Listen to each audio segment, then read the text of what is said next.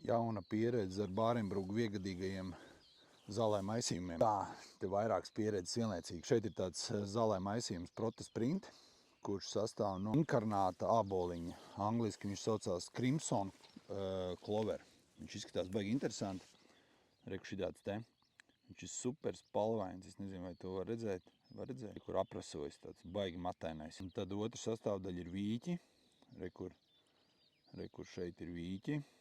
Jā, tie arī te jau ir paaugušies. Un trešā sastāvdaļa ir viengadīgā, ja pareizāk sakot, divgadīgā airene, Italian Raigrās. Šo te zālē maisījumu sēlē iegūtu liels ražas jau pirmajā gadā. Jārēķinās, ka pēc pirmā pļāvuma āboliņš un vīķi būs daudz mazāk, bet viengadīgā airene dos ražu ir iespējams arī nākošu gadu, ja nenosals, ja viņi vispār ir divgadīgi.